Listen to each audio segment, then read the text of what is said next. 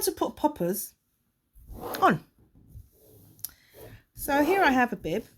I'm putting a popper in the bib. I've got yellow poppers here. I have a water removable pen or piece of chalk if you wanted to. My poppers are here. I believe they're called male and female. To be honest with you, I never know which one goes which. Just as long as they're not the same, that's fine. These four make one popper. This is my owl or my pokey thing. Be careful if you have children around. It's designed to make a hole. And then this is what closes the whole popper together and makes it happen. So the first thing we do is we're going to mark where we're going to put our popper. So I've already marked it here. So here we go.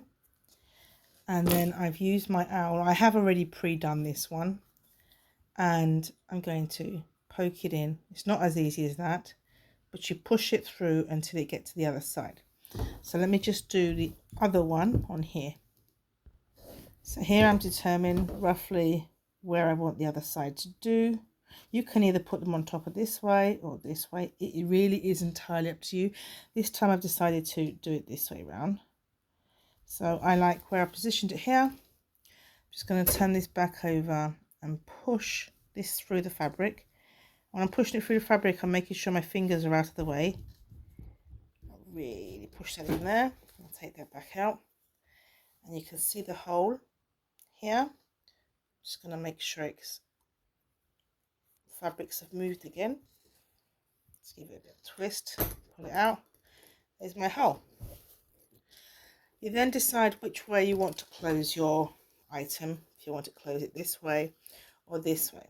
The difference being is how you lay this piece. If I put this from the back and forward to like this, I'll be closing it this way. If I do it this way round, I'll be closing it this way. So you can see this part of it, or just go back and show you again. Push the hole through this way. That's the only difference. Okay, so as I'm doing it this way, I've popped this one on. It doesn't, excuse me, doesn't really matter which piece you put on, but if you're having a row of these, I'll make sure they're all the same direction. So you just slide that on top of this one.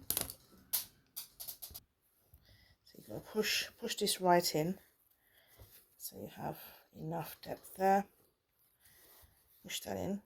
Yeah, it won't stay fastened, but what you do now is you get your clamp, and the flat back piece is this piece which sits on here.